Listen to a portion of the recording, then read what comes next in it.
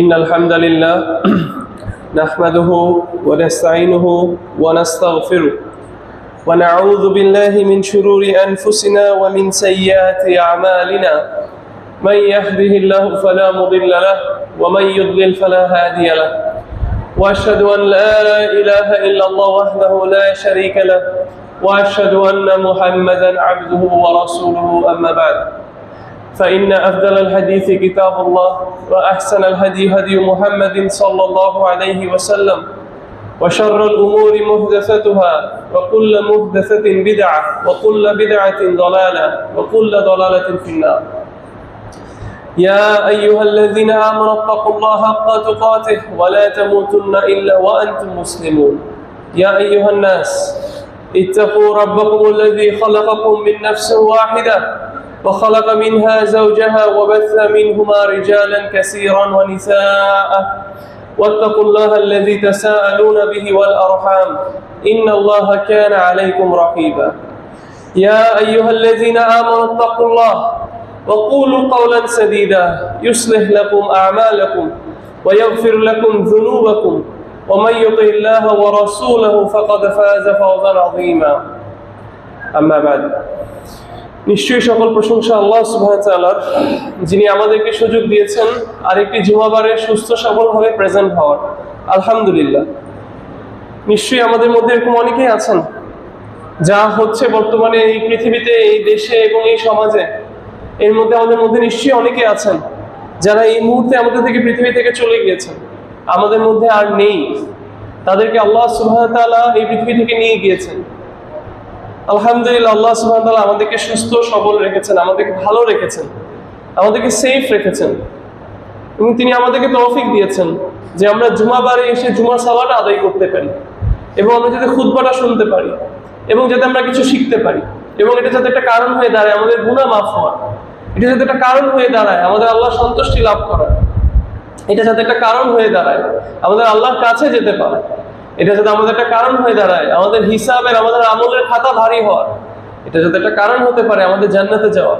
আলহামদুলিল্লাহ, আল্লাহ সুবহানাহু ওয়া তাআলা আমাদেরকে সেই সুযোগটা দিয়েছেন। বর্তমানে আমরা এমন একটা পরিস্থিতি দিয়ে যাচ্ছি যে কোনো দিক দিয়ে না কোনো দিক দিয়ে আমাদের ক্ষতি হোক বা না হোক, একটা জায়গায় আমাদের খুবই খারাপভাবে ক্ষতি হচ্ছে, এবং সেটা হচ্ছে আমাদের মানসিক প্রশান্তি। নিশ্চয়ই আমাদের মধ্যে এমন কেউ নেই এই মুহূর্তে বলতে পারবে যে আমি খুব সুখে আছি অথবা খুব মজায় আছি, খুবই সন্তুষ্ট আছি এবং খুবই শান্তিতে আছি বর্তমান পরিস্থিতি যা চলছে। কিন্তু আসলে কি একজন মুমিন কখনো হতাশ হতে পারে? অথবা একজন মুমিনের কি আসলে হতাশ হওয়ার কিছু আছে, নাকি সবচেয়ে কঠিন থেকে কঠিন সময়ের মধ্যে একজন মুমিনের সুখী থাকা সম্ভব? ইনশাআল্লাহ বিদিনিল্লাহ এই খুতবার মধ্যে আমি সেটা নিয়ে ডিসকাস করতে চাই, কারণ এই পরিস্থিতি যেটা হয়েছে সেটার মধ্যে আমি সবচেয়ে বেশি যেটা দেখলাম, মানুষের মধ্যে কিছু হোক না হোক মানসিক প্রশান্তিটা একটু হলেও কমে গিয়েছে, মানসিক শান্তিটা জীবন থেকে চলে গিয়েছে। এবং একটা বাস্তবতা আমাদের সামনে উঠে এসেছে। অনেক দিন আমাদের যদি মসজিদও বন্ধ থাকে, অনেক দিন আমাদের যদি মুসহাফও বন্ধ থাকে, অনেক দিন আমাদের যদি ইবাদতও বন্ধ থাকে, অনেক দিন আমরা যদি সালাত থেকেও দূরে থাকি, অনেক দিন আমরা যদি দার্স থেকেও দূরে থাকি, অনেক দিন আমরা যদি ইলম থেকেও দূরে থাকি, আমাদের এত খারাপ লাগে না, আমাদের এত অশান্তি লাগে না। কিন্তু ইন্টারনেট থেকে দূরে থেকে আমাদের যে অশান্তিটা লেগেছে, আমাদের যে দল বন্ধ হয়ে এসেছে, এটা বলার মতো না। এটা অনেক বড় একটা বাস্তবতা আমাদের সামনে আল্লাহ সুবহানাহু ওয়া তাআলা খুলে দিয়েছেন যে আমাদের প্রায়োরিটি কি, আমরা কোন জিনিসটাকে প্রাধান্য দিচ্ছি আমাদের জীবনে, কোন জিনিসকে আমরা আগলায় ধরে রেখেছি, কোন জিনিস আমার জীবনে থাকলে আমি সুখী আর না থাকলে আমি অসুখী। আমার খুতবার আজকে আমি এই সুখ কিভাবে আমরা খুঁজে পাবো এটা নিয়ে কথা বলতে চাই। প্রত্যেকটা মানুষ এই পৃথিবীতে সুখী হতে চায়, প্রত্যেকজন সুখী হতে চায়, মুসলিম অমুসলিম, নারী পুরুষ, প্রত্যেকজন সুখী হতে চায়। একজন বাচ্চাও সুখী হতে চায়, সবাই সুখী হতে চায়, এবং প্রত্যেকজন তার সুখ খোঁজার কিছু রাস্তা তৈরি করে দেয়।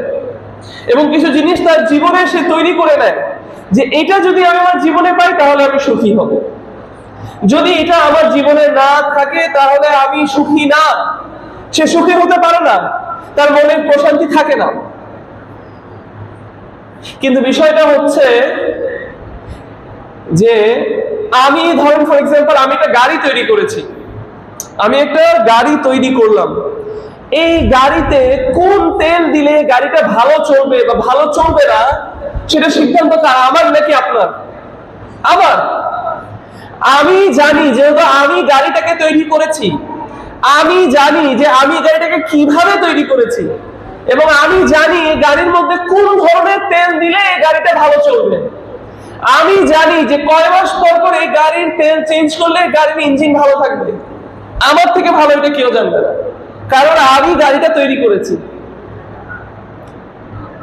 সেম ভাবে আমরা মানুষরা সুখী হতে চাচ্ছি, আমরা মানুষরা প্রশান্তি খুঁজছি, আমরা সুখ খুঁজছি বিভিন্ন জায়গায়, কিন্তু আমরা এটা ভুলে যাচ্ছি যে আমরা আল্লাহর বান্দা, আমাদেরকে সৃষ্টি করেছেন আল্লাহ সুবহানাহু ওয়া তাআলা, এবং সুখী হওয়া এবং দুঃখী হওয়া এটা আল্লাহর হাতে। অতএব সুখ হচ্ছে কি? সুখ হচ্ছে মানসিক প্রশান্তি, সুখ হচ্ছে অন্তরে সাকিনা, এবং এই সুখ সবাই খুঁজছে। কিন্তু যে যে যার যার পন্থা তৈরি করে নিয়েছে, এবং যে যে তার তার সুখে পৌঁছানোর জন্য কিছু আসবাব চুজ করে নিয়েছে, গ্রহণ করে নিয়েছে, সে মনে করছে আমি এটা করে আমি যদি এই জিনিসটা হাসিল করতে পারি আমি সুখী হয়ে গেলাম, আমি এই কাজটা করে আমি যদি ওই জিনিসটা পাই তাহলে আমি সুখী হয়ে গেলাম। কিন্তু এখানে আমরা দুটো জায়গায় ভুল করে ফেলছি। মাঝে মাঝে যে জিনিসটা পেয়ে আমরা সুখী হব সেই জিনিসটাকে আমরা ভুল জিনিস মনে করছি, ভুল জিনিসটাকে আবার সুখী হওয়ার কারণ হিসেবে আমি তৈরি করে নিয়েছি অথবা ভেবে নিয়েছি। এটা হলো 1 নম্বর সমস্যা। 2 নম্বর সমস্যা, সঠিক জিনিসটাও যদি আমি মনে করি যে আমার চোখের সামনে আমি পেয়েছি, সেই জায়গায় পৌঁছানোর যে আসবাবটা আছে, যে রাস্তাটা আছে, সেই রাস্তাটাকে আমি ভুল তরিকা হিসেবে মেনে নিয়েছি। আমি কি আপনাদেরকে বুঝাতে পেরেছি বিষয়টা? ধরেন আমি আপনাকে একটা উদাহরণ দিয়ে বলি। উদাহরণটা হচ্ছে, ধরেন একজন বুঝলো যে এই সমাজে শান্তি পাওয়ার জন্য আমাদের একটা ভালো মসজিদ দরকার। তাহলে সে কি কারণটা কি ভালো কারণটা পেয়েছে নাকি খারাপ কারণটা পেল? ভালো কারণটা পেয়েছে। কিন্তু এখন তার এই সমাজে মসজিদটা তৈরি করার জন্য তার তো একটা পন্থা নিতে হবে, তার একটা রাস্তা নিতে হবে। তাহলে এখন সে বললো যে মসজিদ কোনোভাবে আমার করতেই হবে, তাহলে আমি কেমনে করবো? আমি জেনা ব্যভিচারের টাকা দিয়ে আমি মসজিদ আমি করবো, আমি মদের ব্যবসা দিব, আমি মদ বেচবো, আমি অনেক টাকা খাবো, আমি সুদ খাবো, সুদের টাকা দিয়ে আমি মসজিদ করবো। তাহলে কি করলো? যে জিনিসটা করে সে সুখী হবে সেটা ঠিক চুজ করেছে, কিন্তু সেটা থেকে পৌঁছানোর রাস্তাটা কি ভুল। আরেকটা উদাহরণ, কেউ কেউ মনে করছে আমি সুখী হব শুধু আমি টাকা কামাইতে পারলে আমি সুখী হব, আমি যখন যেটা ইচ্ছা সেটা কিনতে পারলে আমি সুখী, আমি সবচেয়ে সুন্দর নারীকে বিয়ে করতে পারলে আমি সুখী। এটা অনেকে মনে করছে। এখানে আমাদের অনেক কিছু আছে, এটা হারাম না। আপনার জন্য কি বড় লোক হওয়া হারাম? টাকা বাড়ি গাড়ি হওয়া কি হারাম? সুন্দর স্ত্রী বিয়ে করা কি হারাম? না। তো আপনি ধরেন হারাম পন্থাই নিচ্ছেন, কিন্তু আপনি যে জিনিসটাকে আপনার সুখী হওয়ার মেইন কারণ বানিয়ে নিয়েছেন, আপনার মিনটাও ঠিক আছে, আপনার রাস্তাটা এবার পন্থাটা আপনার ঠিক আছে। আপনি বড়লোক হওয়ার জন্য আপনি হালাল রাস্তায় সব শ্রম দিয়ে দিয়েছেন, আপনি পুরো জীবন আপনি দিয়ে দিয়েছেন এই টাকা কামানোর পিছনে। কিন্তু পরে গিয়ে আপনি যখন টাকাটা কামায় বড়লোক হলেন, আপনি দেখতেছেন যে কিরে ভাই আমি তো সুখী হইতে পারলাম না। তাহলে এই জায়গায় গোল্লায় গিয়েছে কোন জায়গায়? এখানে ভুলটা কোথায় হয়েছে? সেই জিনিসটাকে সে চুজ করার মধ্যে ভুল করেছে যে কোনটা দিয়ে আমি আসলে সুখী হতে পারবো। কিন্তু একজন মুমিনের জন্য এই বিষয়টা অনেক বেশি সোজা। কেন সোজা? কারণ যাদের ঈমান নাই, যাদের ইসলাম নাই, যেমন ওদিন আমার একজন ছাত্র আমাকে বলছিলেন, আমি এরকম একটা টপিক নিয়ে একটা দার্সে আমি পড়াচ্ছিলাম, তখন আমার ছাত্র আমাকে এসে বলছে যে ওস্তাদ এই বিষয়গুলো কি এই বিদেশের মধ্যে বড় বড় ডক্টররা মানে সাইকোলজিস্টরা মানে তারপর এই মেডিকেল সায়েন্টিস্টরা এটা কি যে সাইকোলজিস্ট অথবা মেডিকেল সায়েন্সের বিভিন্ন মানুষ যারা বিভিন্ন ধরনের আমাদেরকে রিসার্চ দিচ্ছে, বলতেছে এটা করো, এটা করলে মানসিক প্রশান্তি পাবা, এটা করলে সুখী হবা, এই ব্যবহারটা করলে এই ভালো এটা আসবে, ওরা কি আসলে কি কোরআন হাদিস পড়ে এগুলো বের করছে? মানে আমার এটা মনে হলো, তো আমি ওনাকে একটা উত্তর দিলাম। সেটা হচ্ছে মাঝে মাঝে হয় যে তারা ইসলামের দিকে তাকিয়ে অথবা বিভিন্ন ধর্মের গ্রন্থগুলোর দিকে তারা তাকায়, তো ইসলাম নিয়ে তারা পড়াশোনা করে, তো ইসলামের মধ্যে বিভিন্ন আমাদের সুন্নাহর যে নীতিগুলো আছে সেগুলো থেকে তারা দেখে যে এগুলো বেনিফিট আছে, তখন তারা সেটা নিয়ে একটু ঘাটাঘাটি করে তারপর তাদের একটা মেডিকেল এক্সপ্লেনেশন তারা দেয়, এটা হয়। আরেকটা বিষয় যেটা হয় যে তারা মানুষকে নিয়ে স্টাডি করে, মানুষকে নিয়ে স্টাডি করে এবং তারা এক্সপিরিয়েন্স 100 বার মানে 200 বার ভুল করে করে ঘুরে ঘুরে 10 জন 20 জনকে দেখে দেখে পড়ে পড়ে পড়ে পড়ে বুঝে যে ও আচ্ছা এই মানুষ, যে মানুষগুলো কাজটা এইভাবে করে করছে তারা সুখী হয়েছে, অথবা যে এটা এইভাবে করে করছে সে সাকসেসফুল হয়েছে। এটা হচ্ছে যাদের ঈমান নাই, যারা নিজের তাগাদায় সবকিছু বের করতে চায়, তো মাঝে মাঝে তারা সঠিক পথে চলে আসে কিভাবে, ভুল করে করে করে করে 100 পন্থা 100 দরজা খুলে খুলে দেখে দেখে দেখে দেখে আসে। কিন্তু আমাদের মুমিনদের জন্য তো বিষয়টা সহজ। আমরা ঈমান এনেছি যে আল্লাহ সুবহানাহু ওয়া তাআলা আমাদের সৃষ্টিকর্তা, আমরা ঈমান এনেছি যে আল্লাহ সুবহানাহু ওয়া তাআলা একক মাবুদ যার আমরা ইবাদত করি, এবং নেই কোনো সত্য মাবুদ আল্লাহ সুবহানাহু ওয়া তাআলা ছাড়া যিনি ইবাদত যোগ্য, এবং আমরা কোরআনে ঈমান এনেছি, এবং আমরা রাসূলুল্লাহ সাল্লাল্লাহু আলাইহি ওয়াসাল্লামের উপর ঈমান এনেছি, তার সুন্নাহকে আমরা গ্রহণ করেছি। তাহলে যেহেতু আমরা মেনে নিয়েছি যে আমরা আল্লাহ সুবহানাহু ওয়া তাআলার সৃষ্টি, আমাদের জন্য খুব সহজ বিষয়। কিভাবে সুখী হবো? আল্লাহকে প্রশ্ন করি, কোরআনের দিকে তাকাই, হাদিসের দিকে তাকাই। সো কোরআন এবং হাদিসের দিকে যদি তাকানো হয় তাহলে আলেম ওলামারা কি করেছেন, তারা এই সুখী হওয়ার বিষয়গুলো বইয়ে লিপিবদ্ধ করেছেন এবং অনেকগুলো কারণ এনেছেন তারা, যে এইগুলো করে করে একজন মুমিন সুখী হতে পারে। আমি জাস্ট আপনাদের সামনে কিছু কথা বলবো এই পরিস্থিতির মধ্যে, যেটা আমাদেরকে হেল্প করতে পারে এই সিচুয়েশনের মধ্যে। সো প্রথম যেটা বললাম যে সুখী হওয়ার বাস্তবতাটা বুঝতে হবে, যে রাইট জিনিসটা চুজ করতে হবে সুখী হওয়ার জন্য, এবং সেই জায়গায় পৌঁছানোর জন্য রাইট রাস্তাটা নিতে হবে। সর্বপ্রথম আমরা যেটা বুঝতে হবে যে আমরা সুখ খুঁজে পাবো আল্লাহর সন্তুষ্টিতে, আল্লাহর ইবাদতের মধ্যে আমরা কি পাবো, সুখ খুঁজে পাবো। এবং আল্লাহ সুবহানাহু ওয়া তাআলার যদি ইবাদত আমরা ঠিকভাবে করি এবং আল্লাহ সুবহানাহু ওয়া তাআলার কাছে চাই, তাহলে উনি আমাদের কি করবে, আমাদের আমল ঠিক করবে এবং আমাদের গুনাহগুলো আমাদেরকে মাফ করবেন, এবং আল্লাহ সুবহানাহু ওয়া তাআলা কি করবেন, আমাদেরকে সাকসেস দিবেন। এই যে খুতবার মধ্যে আমি প্রত্যেকবার আপনাদেরকে কি বলছি, ইয়া আইয়ুহাল্লাযীনা আমানুত্তাকুল্লাহ ওয়া কুলু কাওলান সাদীদা ইউসলিহ লাকুম আমালাকুম। আল্লাহ সুবহানাহু ওয়া তাআলা বলেন, এই তোমরা যারা ঈমান এনেছো, তোমরা যারা তাকওয়া অবলম্বন করছো, মানে তাকওয়া অবলম্বন করো এবং ভালো কথা বলো। যদি ভালো কথা বলো আল্লাহ কি করবে, তোমার আমলকে শুদ্ধ করবে, তোমার গুনাহকে ক্ষমা করবে। ওয়া মান ইউতিল্লাহ ওয়া রাসূলাহু, যে আল্লাহ এবং তার নবীকে ফলো করলো, ফাকাদ ফাযা ফাওজান আযীমা, সে সাকসেসফুল, সে সফলকামী। তাহলে আল্লাহ এবং তার নবীকে ফলো করার মধ্যেই হচ্ছে সুখ। এইটা আমাদের বুঝতে হবে সবার আগে। সুখ কিসে নাই? আল্লাহ এবং তার নবীকে ফলো করার মধ্যে, সাল্লাল্লাহু আলাইহি ওয়াসাল্লাম। আপনি আল্লাহ সন্তুষ্টি হবে, আল্লাহ সন্তুষ্টি লাভ করার জন্য যেটা করবেন সেটা করেই আপনি সুখ পাবেন, এবং আল্লাহর সন্তুষ্টি থেকে আপনি দূরে যাবেন, হারামে পন্থায় যাবেন, আপনার জীবন থেকে সুখ চলে যাবে। বুঝতে পেরেছি বিষয়টা? তাহলে এটা হচ্ছে আমাদের সবার আগে বুঝতে হবে যে এটা অনেক বেশি ইম্পর্টেন্ট।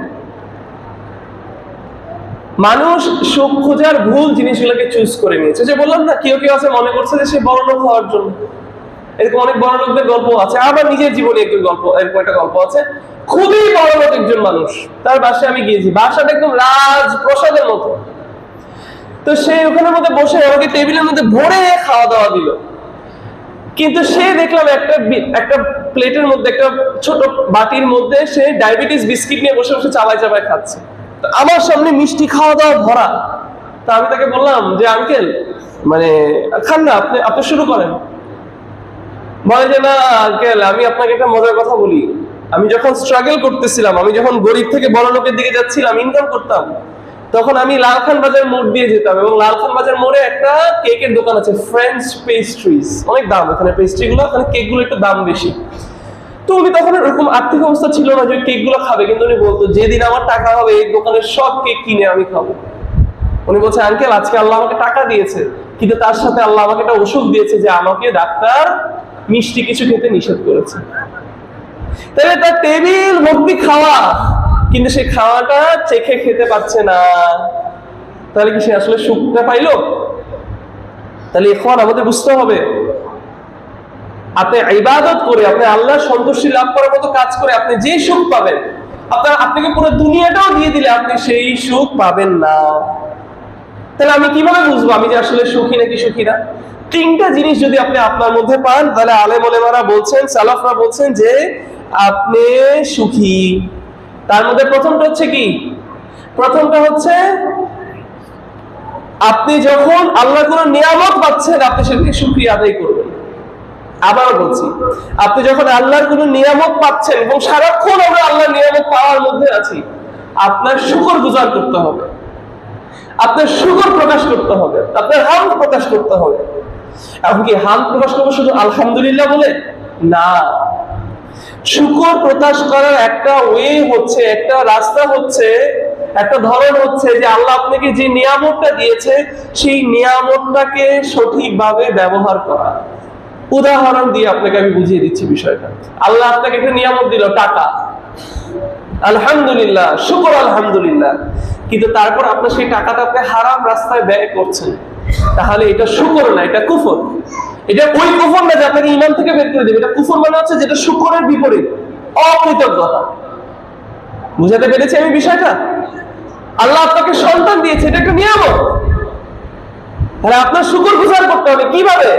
আপনার সন্তানকে দ্বীনের উপর বড় করতে হবে, আপনার সন্তানকে দ্বীনের শিক্ষা দিতে হবে আপনার। এটা হলো শুকর, এটা হলো আল্লাহর হামদ প্রকাশ করা। এগুলো আল্লাহ কোরআনের মধ্যে বলছেন, লাইন শাকারতুম লাআযীদান্নাকুম। এটা আমার একটা প্রিয় আয়াত, কারণ কঠিন সময় আসলে ভাই এই আয়াতগুলোকে আমাদেরকে নিয়ে শান্তি দিবে। আমরা তো মুমিন, আমরা তো শুধু দুনিয়া থেকে টাকা দেখি না। মূসা আলাইহিস সালাম তার পুরো দেশের মানুষদেরকে নিয়ে, বনি ইসরাইলকে নিয়ে কোথায় গেল? ফেরাউন থেকে পালাচ্ছিল না। এখন ফেরাউনের অনেক কথা হয়, এখন ফেরাউনের অনেক উদাহরণ হয়। আমরা ফেরাউন থেকে বাঁচতে চাই, আল্লাহ সুবহানাহু ওয়া তাআলা আমাদের ফেরাউন থেকে আমাদেরকে বাঁচার তৌফিক দান করুন, তাই না? তাহলে মূসা আলাইহিস সালাম এরকম ফেরাউন থেকে পালাচ্ছিলেন, পালায় বলে কোথায় চলে গেলেন? সাগরের সামনে। একদল মানুষ বলল, ইয়া মূসা, তুমি কোথায় নিয়ে আসলে আমাদেরকে? তাহলে এটা পিছনে ফেরাউনের আর্মি, সামনে সাগর, কোথায় যাব? কিন্তু যারা মুমিন তারা কি বলবে? তারা কি চিন্তা করবে এই সময়? মূসা আলাইহিস সালাম কি বলেছে? না, তোমার রব আমাকে কখনো ছেড়ে দিবেন না, আমাদের রব কোনোদিন আমাদেরকে এখানে ফেলে রাখবেন না, নিশ্চয়ই আমাদেরকে সাহায্য করবেন। দেখেন আল্লাহর সাথে কি হুকুম দিল যে তুমি তোমার লাঠি দিয়ে সাগরে বাড়ি দাও। পুরো সাগরটা কি হয়ে গেল? স্প্রেড হয়ে গেল, খুলে গেল। আল্লাহ সুবহানাহু ওয়া তাআলা মূসা আলাইহিস সালামের জন্য পুরো সাগরটাকে দুই ভাগ করে দিলেন, মাঝখানে রাস্তা করে দিলেন যাওয়ার। এখন বুঝেন বিষয়টা। কষ্টের সময় আমাদের সবচেয়ে বড় হাতিয়ার হচ্ছে আমাদের ঈমান, আমাদের ঈমান, যেটা সাহাবীরা পেয়েছিলেন, যেটা মজা পেয়েছিলেন। তাই পৃথিবীর কোন রাজা বাদশা সাহাবীদেরকে কি করতে পারে নাই? অসুখী করতে পারে নাই। সুবহানাল্লাহ। টাকা ছিল না, ধন সম্পদ ছিল না, কোন সমস্যা নেই। ঈমানের জন্য মক্কায় সব ধন সম্পদ ফালায় চলে গিয়েছে মদিনায়, কারণ তারা সুখের কারণ এটাকে বানায় নেয় নেই, বাড়ি গাড়িকে বানিয়ে নেয় নেই, কিন্তু আমরা বানিয়ে নিয়েছি, যার কারণে আমরা সুখী হতে পারছি। তো যেটা বলছিলাম, আমাদের তো ঈমান আছে, তাহলে আমাদের শুকর গুজার করে, আমাদের হামদ প্রকাশ করে আমাদের আল্লাহর সন্তুষ্টি লাভ করতে হবে। এবং এটা করলে আল্লাহ আমাদের বর্তমান যে অবস্থা আছে এটা থেকে ভালো অবস্থা করে দিবে। কিন্তু অবস্থাটা আসলে দেখেন, আমাদের বর্তমান যে অবস্থা সেখান থেকে আমাদের অবস্থা ভালো হচ্ছে নাকি খারাপ হচ্ছে? খারাপের দিকে যাচ্ছে। তার মানে কি? আল্লাহ মিথ্যা বলছেন? না, আল্লাহ কোনোদিন এটা হতে পারে না। আল্লাহ সুবহানাহু ওয়া তাআলা কোনো কথা ভুল না। তাহলে ভুল কে? আমরা হামদ প্রকাশ করছি না, আমরা শুকরগুজার করছি না সঠিকভাবে, যার কারণে আমাদের অধঃপতন আরো বেশি হচ্ছে, আমাদের কোনো উন্নতি হচ্ছে না। লাইন শাকারতুম লাআযীদান্নাকুম। সুবহানাল্লাহ। তাহলে ভেবে দেখি আমরা, আপনি সুখী নাকি না? আপনি কি শুকরগুজার করছেন নাকি আপনার নিয়ামত? এবং প্রকৃত শুকরগুজার ওই আলহামদুলিল্লাহ বললাম, তারপর এদিক দিয়ে সুদ খেলাম, আলহামদুলিল্লাহ বললাম, এদিক দিয়ে হারামটা করলাম, আলহামদুলিল্লাহ বললাম, ওই মসজিদ করে ফেললাম, তারপর এখানে আবার আমি মানুষকে গালি দিলাম, মানুষকে কষ্ট দিলাম। হ্যাঁ, হারাম রিজিক আমার পকেটের মধ্যে ঢুকতেছে না। শুকর এক। দুই, আপনি কোনো ভুল করছেন, আপনার কি করতে হবে? ইস্তেগফার করতে হবে। আপনি কোনো ভুল করছেন, আপনার ইস্তেগফার করতে। কোনো মানুষ বলতে পারবে না ভাই আমি গুনাহ থেকে মুক্ত, কেউ বলতে পারবে না এই কথা যে আমি গুনাহ থেকে মুক্ত। রাসূলুল্লাহ সাল্লাল্লাহু আলাইহি ওয়াসাল্লাম বলেছেন যে প্রত্যেক বনি আদম সন্তানের প্রত্যেকজন ভুল করবে, কিন্তু তাদের মধ্যে শ্রেষ্ঠ হচ্ছে তারা যারা তওবা করবে। তাহলে আপনি সুখী নাকি না, এটার একটা সাইন হচ্ছে আপনি যখনই কোনো ভুলে পা দিচ্ছেন, আপনি সাথে সাথে কি আল্লাহর দিকে ফিরে যাচ্ছেন নাকি না। এবং 3 নাম্বার, যখন কোনো বালা মুসিবত আসবে, যখন কোনো প্রবলেম আসবে, কোনো সমস্যা আসবে, তখন সবর করবে। তখন কি করবে? সবর করবে। অনেক সময় আমরা আবার এই যে কোনো মুসিবত আসবে, সমস্যা আসবে, এখানে সবর বলতে আমরা আবার কি বুঝি? এখন ধরেন কোনো মুসিবত আসলে মনে করেন এমন কোনো মুসিবত যেখানে আপনি মনে করছেন যে এখানে জুলুম হচ্ছে, অথবা এখানে একটা কোনো অন্যায় হচ্ছে। ধরেন আপনি বাসায় গেলেন, বাসায় যে দেখছেন যে আপনার বউ, আপনার স্ত্রী, আপনার সন্তান তারা সালাত করছে না, তারা কি করছে না, তারা সালাত করছে না, পর্দা করছে না। তাহলে এটা আপনি বলছেন এটা আমার জন্য একটা মুসিবত, এটা একটা সমস্যা, আমি তাহলে সবর করবো, আমি চুপ করে বসে থাকবো না, এটা বলা হচ্ছে না। আপনার সাধ্য অনুযায়ী আপনি ভুলটাকে থামানোর চেষ্টা করবেন। রাসূলুল্লাহ সাল্লাল্লাহু আলাইহি ওয়াসাল্লাম বলেছেন যে তুমি যদি তোমার সামনে কোনো ভুল দাও, তোমার হাত দিয়ে থামাও। যদি তোমার সামর্থ্য না থাকে হাত দিয়ে থামানোর, তাহলে বলেছে তুমি মুখ দিয়ে থামাও। যদি মুখ দিয়ে থামানোর সামর্থ্য না থাকে, তাহলে অন্তর থেকে ঘৃণা করো। কিন্তু তারপরেও কিছু জিনিস আছে, কিছু বালা মুসিবত আছে যেখানে আপনার আসলে আপনার কন্ট্রোলে কিছু থাকে না। তখন কি করবেন? আপনি বসে বলেন ধুর কেন হচ্ছে, সারাক্ষণ আপনি বসে গীবত করবেন, অসুখ দেখাবেন আপনি ভালো আছেন, তাও না কোনো কিছু ভালো লাগতেছে না, ধুর আমাদের সাথে এরকম হচ্ছে কেন। না, আপনার সবর করতে হবে। এই 3টা জিনিস যদি আপনার মধ্যে আপনি পান, তাহলে আপনি কি হতে পারবেন? আপনি বুঝবেন যে আপনি সুখীর দিকে যাচ্ছেন, আপনি সুখী আছেন। কারণ এটাই হচ্ছে সুখী হওয়ার ব্যাখ্যা আলেমদের অনুযায়ী। ইবনে কাইয়্যিম এটাই ব্যাখ্যা দিয়েছেন। যখন তুমি আল্লাহ কোনো নিয়ামত পাচ্ছ, আলহামদুলিল্লাহ, তাহলে এটাতে কি হলো? আল্লাহ আরো বাড়াই দিল আমার নিয়ামত, সুখের কারণ। যখন তুমি কোনো ভুল করতেছো, আস্তাগফিরুল্লাহ, তাহলে আল্লাহ আপনার গুনাহটা ক্ষমা করে দিল, আপনাকে সওয়াব দিল, আপনার দারাজাত বাড়াই দিল, ও আলহামদুলিল্লাহ, সুখী হওয়ার বিষয়। যখন কোনো মুসিবত আসছে, কোনো পরীক্ষা আসছে, সবর করতেছি, আমি সবরের জন্য আল্লাহর কাছে আমি কি পাবো? রিওয়ার্ড পাবো, আল্লাহর কাছে আমি আজার পাবো, আল্লাহর কাছে আমি সওয়াব পাবো, আলহামদুলিল্লাহ। তাহলে এখানে কি অসুখী হওয়ার কোনো কিছু আছে? কোনো কিছু নাই। তাহলে এই বিষয়গুলো আমাদের বুঝতে হবে। আমি আমার খুতবার সেকেন্ড পার্টে আপনাদের কিছু বাস্তব কিছু আর প্র্যাকটিক্যাল টিপস দিব, যেটা দিয়ে আমরা আমাদের এই কঠিন সময়গুলোতে আমরা কি করতে পারবো? আমরা আমাদের মানসিক প্রশান্তি যাতে না হারাই, এবং আমরা যাতে সুখকে খুঁজে পাই, প্রকৃত সুখটাকে খুঁজে পাই, এবং আমরা যাতে আল্লাহর সাহায্যকে খুঁজে পাই তাড়াতাড়ি, সেটা নিয়ে কিছু প্র্যাকটিক্যাল টিপস আমি আপনাদের সাথে শেয়ার করে আমার খুতবাটা শেষ করব। আকুলু কাউলি হাযা ওয়া আস্তাগফিরুল্লাহ লি ওয়া লাকুম।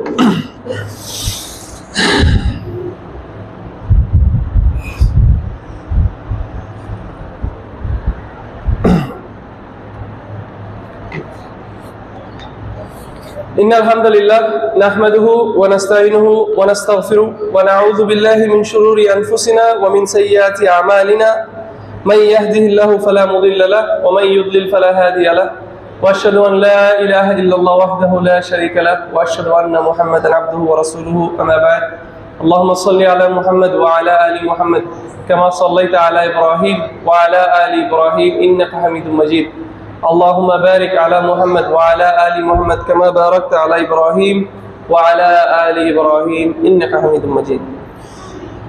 সর্বপ্রথম একটা জিনিস, যে জিনিসটা আমরা ভুলে যাচ্ছি আমাদের সমাজের মধ্যে, এবং এটার মূল্যটা আমরা ভুলে যাচ্ছি, সেটা হচ্ছে আল ইখলাস। সুখী হওয়ার একটা বড় আসবাব হচ্ছে কি? ইখলাস। ইখলাস কি? আপনি কোনো একটা আমল করবেন একান্তভাবে শুধু আল্লাহ সুবহানাহু ওয়া তাআলার জন্য। আপনি সেই আমলটা করছেন আল্লাহ সুবহানাহু ওয়া তাআলা থেকে সওয়াব লাভ পাওয়ার জন্য, আল্লাহ সুবহানাহু ওয়া তাআলার সন্তুষ্টি লাভ করার জন্য। এটাই হচ্ছে ইখলাস। কিন্তু সমস্যা হচ্ছে আমরা আজকাল মনে করি যে ইখলাসের দরকার শুধু আমাদের সালার মধ্যে, শুধু আমাদের রোজার মধ্যে। কিন্তু আপনার প্রত্যেকটা আমলকে আপনি করতে পারবেন কার জন্য? আল্লাহ সুবহানাহু ওয়া তাআলার জন্য। এবং আপনি যখন আস্তে আস্তে নিজের জীবনে এই অভ্যাসে নিজেকে পরিণত করবেন যে আপনি কোনো না কোনো আমল করেন আল্লাহর জন্য, আপনি প্রত্যেকটা আমল করছেন আল্লাহর জন্য, প্রত্যেকটা আমল করছেন আল্লাহর জন্য, হাত্তা আপনার স্ত্রীর জন্য যে আপনি ঘরে যে রিজিক নিয়ে আসছেন, অথবা আপনি যে ফ্যামিলিকে চালানোর জন্য যে চাকরি বাকরি করছেন, আপনি যে খাওয়া দাওয়া করছেন, এমনকি আপনি যে বাথরুমেও যাচ্ছেন, সেটাও হতে পারে আল্লাহর জন্য। এবং আপনি যখন এই অভ্যাসে আস্তে আস্তে ঢুকে যাবেন, আল্লাহর সাথে আপনার একটা সম্পর্ক তৈরি হবে। আল্লাহর সাথে আপনার কি হবে? একটা সম্পর্ক তৈরি হবে। এইটাকে আপনাকে একটা মানসিক প্রশান্তি দিবে। এটা আপনার সুখকে কোথাও যেতে দিবে না। কারণ আপনি যখন সারাক্ষণ একজনের জন্য কিছু করছেন, তার মানে আপনি সারাক্ষণ তাকে নিয়ে চিন্তা করছেন। আর আল্লাহ সুবহানাহু ওয়া তাআলা তো আপনাকে সৃষ্টি করেছেই তার ইবাদত করার জন্য। ওই যে আমার খুতবার শুরুতে আমি বললাম না যে আমি এই গাড়িটা তৈরি করছি, তাহলে এই গাড়ির মধ্যে কোন তেল দিলে গাড়িটা ভালো চলবে এটা তো আমি ভালো জানি, তাই না? তাহলে আল্লাহ সুবহানাহু ওয়া তাআলা আমাকে যেটার জন্য সৃষ্টি করেছেন, আমি সেটা ভালোভাবে করলেই তো আমি সুখী হতে পারবো। তাহলে সেটা হচ্ছে কি? আল্লাহর ইবাদত করা। আর ইবাদত শুধু রোজা, সালাত, মানে সিয়াম, সালাত, শুধু এগুলো না, সবকিছু ইবাদত হতে পারে। আমার কথা, আমার ঘুমানো, আমার বেঁচে থাকা, আমার মরে যাওয়া, সবই হতে পারে আল্লাহ সুবহানাহু ওয়া তাআলার জন্য। তাহলে আমরা বারবার নিজেদেরকে প্রশ্ন করি, ইখওয়ান, আমরা কার জন্য করছি আমাদের প্রত্যেকটা আমল? কারণ ইখলাস যদি ডানে বামে হয়, রাসূলুল্লাহ সাল্লাল্লাহু আলাইহি ওয়াসাল্লাম কি বলেছেন? জাহান্নামে প্রথম যে তিনজনকে দিয়ে জাহান্নামে নিক্ষেপ করা হবে, তার মধ্যে একজন শহীদ এসে বলবে, ইয়া আল্লাহ, আমি তোমার জন্য আমার সব দিয়ে, আমার জান দিয়ে দিয়েছি। আল্লাহ বলবে, না, তুমি জান দিয়েছো যাতে মানুষ তোমাকে বলে যে দেখো কত সাহসী, সে শহীদ হয়েছে আল্লাহর রাস্তায়। সুবহানাল্লাহ। তাকে জাহান্নামে ঢালা হবে কেন? ইখলাসে কমতি ছিল। আরেকজন, ইয়া আল্লাহ, আমি সারা জীবন পড়ে গিয়েছি আর মানুষকে পড়িয়ে গিয়েছি। আল্লাহ বলবে, না, কার জন্য? বলবে, আল্লাহ তোমার জন্য। না, তোমার জন্য না, আমার জন্য না। আল্লাহ বলবে, তুমি এটা করে যাতে মানুষ তোমাকে বলে কত বড় আলেম, কত বড় কারি, দুনিয়াতে তুমি সেটা পেয়ে গিয়েছো, কিয়ামতের দিন তোমার জন্য জাহান্নাম। আরেকজন সাদাকা করেছে, সব কিছু সে দান করেছে আল্লাহর জন্য। আল্লাহ বলবে, না, তুমি আমার জন্য করনি, তুমি করেছো যাতে মানুষ তোমাকে বলে যে ও কত ভালো ভাই এই লোকটা, আরে এই লোকটা মসজিদে কত বড় ডোনেশন না করলো। না, কখনো এমন চিন্তা করবেন না। আপনি আল্লাহর সাথে এই বিজনেস করছেন, আপনার সালাত, আপনার সাদাকা, আপনার একটা ভালো কথা, আপনার একটা ভালো ব্যবহার, এটা আপনাকে মানসিক প্রশান্তি দিবে। মানুষ থেকে আপনার আর কোনো কি থাকবে না, কোনো আশা থাকবে না। আপনি মানুষের দিকে তাকায় থাকবেন না ভালো ব্যবহার করে। আপনি বলবেন না যে কি রে ভাই, আমি এত ভালো ব্যবহার করলাম এই লোকটার সাথে, কিন্তু উনি আমার সাথে এরকম কেন করলো? আপনি এটা বলবেন না, কারণ আপনি ইন দ্য ফার্স্ট প্লেস আপনি তো ভালো কথা বলছেন তার সন্তুষ্টি লাভ করার জন্য, আপনি আল্লাহর জন্য করেছেন এটা। তাহলে আপনার আশা থাকবে কার কাছে? আল্লাহর কাছে। যারা আপনি এখন ইখলাস কিভাবে সুন্দর করতে পারেন? এক, আল্লাহর কাছে দোয়া করবেন। আল্লাহর কাছে দোয়া করে চাবেন, আল্লাহ তুমি আমার ইখলাস, আমার নিয়তকে, আল্লাহ মানে নিয়তটাকে সাফ করা, আমি ইখলাস সহকারে যে তোমার জন্য সবকিছু করতে পারি, সেই দোয়া আপনার আল্লাহর কাছে করতে হবে। আপনার আমলকে আপনি লুকানোর চেষ্টা করবেন, আপনি আমলকে লুকানোর চেষ্টা করবেন। রাসূলুল্লাহ সাল্লাল্লাহু আলাইহি ওয়াসাল্লাম একটা হাদিসে বলেছেন যে আল্লাহর আরশের নিচে ছায়া পাবেন কিছু শ্রেণীর মানুষ, তার মধ্যে একজন হচ্ছে কে? যে ডান হাত দিয়ে সাদাকা করলে তার বাম হাতও এটা জানতো না। তাহলে কি লুকায় সাদাকা করবেন? লুকায় করবেন দিনের জন্য কোনো কাজ, কোনো দাওয়াতে আপনি ফান্ড করছেন, লুকায় করেন। দরকার নেই আপনার এটা মানুষকে বলার, আরে আমি তো ওখানে একটু টাকা দিয়েছি, আমি ওই প্রজেক্টে করে দিয়েছি, শেষ। আপনি তাহলে মানুষ থেকে বাহবা পাবেন, কিন্তু আপনি আল্লাহ সুবহানাহু ওয়া তাআলা থেকে কিন্তু এটার জন্য কিছু পাবেন না। আপনার চেয়েও যারা দিনদার সালেহীন যারা, তাদের জীবনী পড়েন অথবা তাদের দিকে তাকান, তাদের আমল দেখে, তাদের আখলাক দেখে আপনার ইখলাসটাকে আপনি শুদ্ধ করতে পারবেন। তারপর কি? আপনি ভয় করেন যে আপনার আমল, মানে আপনার আমলকে আপনি তুচ্ছ মনে করেন, আমলকে নিয়ে তো অহংকার করেন না। মানে হতে পারে আপনি সাদাকা করছেন, ওসব না করলেও মনে করেন আপনি সালাত করছেন, আপনি 5 ওয়াক্ত মসজিদে আসছেন, আপনি রোজা রাখছেন, আপনি হজ করছেন বছরে বছরে, আপনি উমরা করছেন না, নিজেকে এরকম মনে করেন না ও আমি অনেক কিছু হয়ে গেছি, আরে আমি অনেক আমল করে ফেলছি। আপনার দাড়ি হতে পারে একদম বুক পর্যন্ত ঝুলছে, অনেক বছর হয়ে গেছে, আপনি দাড়িতে হাতই দেন নাই। এটা নিয়ে একবারও অহংকার অন্তরের মধ্যে এনেন না, আপনার সব আমল কি হয়ে যাবে? বাতিল হয়ে যাবে। আপনার মানুষের কথার উপর কোনো প্রভাব নিজের উপর আনতে দিয়েন না। মানুষ আপনাকে বলবে, আরে ভাই আপনার বক্তব্য শুনলে তো খুব ভালো লাগে ভাই, আপনার খুতবায় আমি আসতে চাই ভাই, আপনার খুতবায় কেন হয় দিনই শুনে আমি এসেছি। না না না, এটা যদি আমি কোনো রকম আমার অন্তরে ঢুকাই শেষ। আমার এই কথা আল্লাহর জন্য বলা, যেটা অনেক ভালো একটা আমল, অনেক বড় একটা আমল, কারণ আমি যদি এটা আল্লাহর জন্য করি, আপনি আমার থেকে যা শিখছেন যেটা আমল করবেন আমি এটা সওয়াব পাবো, কিন্তু কি হবে? এটা আল্লাহর কাছে কবুল হবে না যদি আমার নিয়তটা ঠিক না থাকে। তাহলে মানুষের কথায় দিবেন না। ধরেন ফর এক্সাম্পল, আপনি একটা উদাহরণ, বাস্তব উদাহরণ দিই, হাকিকাত। আপনি ধরেন কোনো একটা মসজিদে বড় একটা ডোনেশন করলেন, আপনাদের মসজিদ ইয়েরাই বলবে, ভাই বারাকাল্লাহু ফিক, জাযাকাল্লাহু খাইরান, তো এটা আপনি আপনার অন্তরে নিবেন না। হ্যাঁ, মানুষ তো করবেই, আপনি তো অবশ্যই শুকরগুজার করবেন, আপনি বলবেন, তার জন্য দোয়া করবেন, তাকে ভালো কথা বলবেন, কিন্তু সেই ভালো কথাটা আপনার অন্তরে অত বেশি ঢুকাবেন না। এটার প্রভাবে কিন্তু আপনার ইখলাসটা নষ্ট হয়ে যেতে পারে। ঠিক আছে? এবং মনে রাখবেন, মানুষ আপনাকে জান্নাতও দিতে পারবে না, মানুষ আপনাকে জাহান্নামও দিতে পারবে না। জান্নাতও মানুষের হাতে না, জাহান্নামও মানুষের হাতে না। কেউ আপনাকে জাহান্নাম থেকে বাঁচাইতে পারবে না, জান্নাত আপনাকে দিতে পারবে না। অতএব মানুষকে নিয়ে চিন্তা করবেন না, জাস্ট থিংক অ্যাবাউট আল্লাহ। আপনি আল্লাহকে নিয়ে চিন্তা করুন, আমি এটা আল্লাহর জন্য করছি, আমি কিচ্ছু না পাই, আমার কোনো সমস্যা নেই, আমি তোমাদের থেকে কিছুই চাই না, আমি শুধু আল্লাহর সন্তুষ্টি চাই। এগুলো করলে কি হবে? আপনার মানসিক প্রশান্তি আসবে। এই যে দেখেন না, এখন মানুষ কি করছে, মানুষ এখন একটা মনে অশান্তি, আমি এত কিছু করতেছি একটা কোনো বিষয় নিয়ে, কিন্তু কেউ আমাকে তো সাড়া দিচ্ছে না, কেউ আমাকে তো আমার সাহায্যে কেউ আসতেছে না, আরে কেউ তো আমাকে কোনো ক্রেডিট দিচ্ছে না। হ্যাঁ, অন্য মনে করছে, আরে ও তো বহুত কিছু করে ফেলতেছে, আরে আমি তো কিছু করতে পারতেছি না, আমার তো সাধ্য নাই। এটা শুনে মানুষের মানসিক প্রশান্তি চলে যাচ্ছে না। কেন? আপনি কে বলছে আপনার করার কিছু নেই? শুধু কি আপনি সোশ্যাল মিডিয়াতে একটা দুটা কথা লিখলেই আপনি সবকিছু করে ফেলছেন? আর আপনি একটু তাহাজ্জুদ উঠে যখন কাঁদবেন, যেটা কেউ দেখবে না, কোনো সোশ্যাল মিডিয়া কেউ দেখবে না, আপনার কি মনে হয় সেটার কোনো প্রভাব আসবে না? আরে ভাই, তাহলে আমরা মুসলিম হিসেবে এই নিউজ গুলো ভুলে যাচ্ছি। সুবহানাল্লাহ, আপনি মনে রাখতে হবে, আল্লাহর কাছে দোয়া করা কিন্তু এমন তেমন কোনো আসবাব না। কয়জন আমরা দোয়া করছি সমাজটা যাতে সুন্দর হয়ে যায়, এই বিপদগুলো যাতে চলে যায়, সবকিছু যাতে সুন্দর সময় ফিরে যায়, আল্লাহর কাছে কয়বার চাচ্ছি? আল্লাহর সৃষ্টির কাছে তো চেতে চেতে ফেনা বের করে ফেলছি, এবং আমি বলছি না যে সৃষ্টির কাছে চেতে হবে না, যেখানে যেখানে চাওয়ার দরকার এটা আসবাব হিসাবে চেতে হবে, কিন্তু সেখানে চাওয়ার পর সেই দরজায় নক করার পর যদি কোনো সাড়া না আসে, একজন মুমিন কোনোদিন হতাশ হবে না। বুঝে থাকেন কথাটা, ভুলভাবে দিবেন না। দুইটা বিষয় আছে এখানে, এক শ্রেণী মানুষ শুধু দরজায় বাড়ি দিয়ে যায়, এবং দরজায় বাড়ি দেওয়ার পরে কেউ যখন জবাব দেয় না হতাশ হয়ে যায়, সে মনে করে যে সব দরজা বন্ধ হয়ে গেল। আরেকটা শ্রেণী মানুষ আছে, মনে করে শুধু আল্লাহ থেকে সাহায্য আসবে, কোন দরজায় গিয়ে বাড়ি দেয় না, তো সেও কিছু পায় না দিন শেষে। একজন মুমিন কি করবে? তার সামনে যতগুলো দরজা আছে হালাল ভাবে, আল্লাহর কোরআন সুন্নাহ অনুযায়ী, আল্লাহর নীতি মেনে ঠিকভাবে যেই দরজায় বাড়ি দেওয়া যায়, একজন মুমিন সেই দরজায় দরজায় বাড়ি দিবে। কিন্তু কোনদিন একটা মুহূর্তের জন্য মনে করবে না যে আমি এই দরজায় গিয়ে বাড়ি দিয়েছি বলে ওই দরজা থেকে যে সাড়া দিয়েছে সেই কারণে আমার জীবনে সুখ আসছে, অথবা সেই কারণে আমাদের সমাজে প্রশান্তি আসছে। লা আল্লাহ, আপনি 100 দরজায় বাড়ি দিলেও আল্লাহ যদি আপনার জন্য সুখ, প্রশান্তি, শান্তি লিখে রাখে আপনি পাবেন।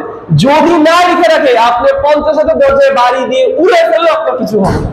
অতএব আপনার ফিরতে হবে আল্লাহর দিকে, কিন্তু আসবাবও আপনার নিতে হবে, কারণ এটা আল্লাহর হুকুম। আপনি আসবাব নিবেন, আপনি আপনার চেষ্টা করে যাবেন, কিন্তু কি হালাল পন্থায়, হারাম পন্থায় না।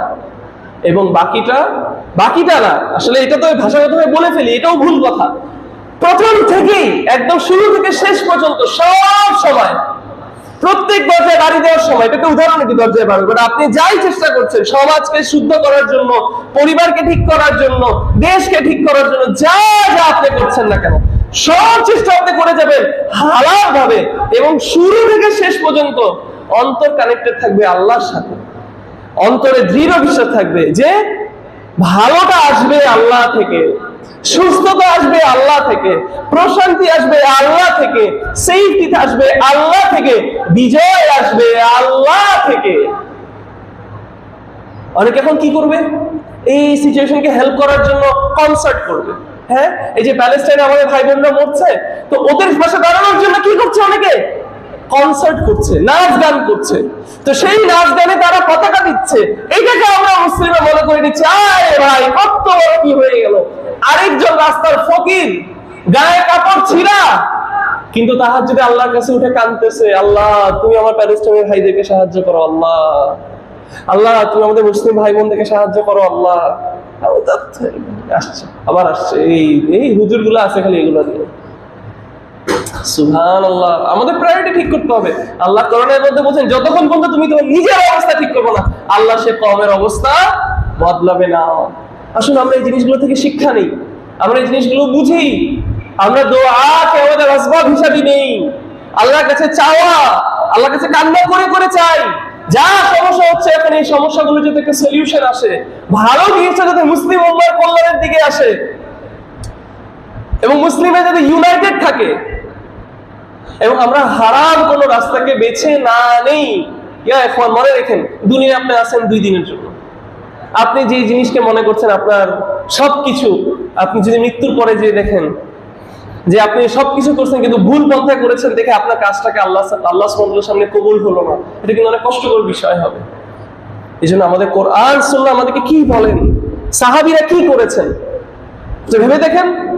রাসূলুল্লাহ সাল্লাল্লাহু আলাইহি ওয়াসাল্লাম যা বলেছেন, কোরআনে যা বলেছেন, তারা নিজেরা এমন কোনো কিছু বের করে আনেন নাই যেটা রাসূলুল্লাহ এবং কোরআন এবং সুন্নাহর সাথে সাংঘর্ষিক। অতএব আমরা মুসলিমরা যদি এইটার মধ্যে সুখ খুঁজে না নিই এবং এটাকে আমাদের আসবাব, আমাদের তরিকা মানে তরিকা হিসেবে চুজ না করি শান্তি পাওয়ার জন্য, তাহলে কিন্তু আমাদের জন্য আরো কঠিন সময় আসছে। আর আমি আগেও বলেছি, একটু লম্বা হয়েছে বাট একটু বলি, আমি আগেও বলেছি, বারবার বলছি, ইয়া ইখওয়ান, আমাদের প্যালেস্টাইনিয়ান ভাই বোনদের কথা আমরা একটু চিন্তা করি। দেখেন আল্লাহ আমাদের কিন্তু একটু এক বিন্দু টেস্ট দিছে ওদেরটা।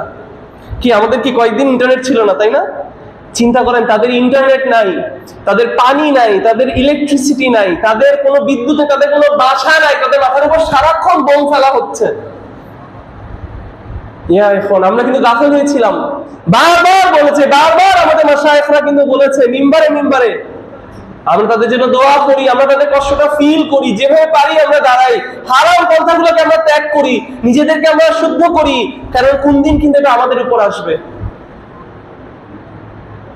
এখন বুঝতে হবে আমাদের যে আমাদের আল্লাহ সুবহানাহু ওয়া তাআলার কাছে ফিরে যাওয়া ছাড়া কোনো উপায় নেই।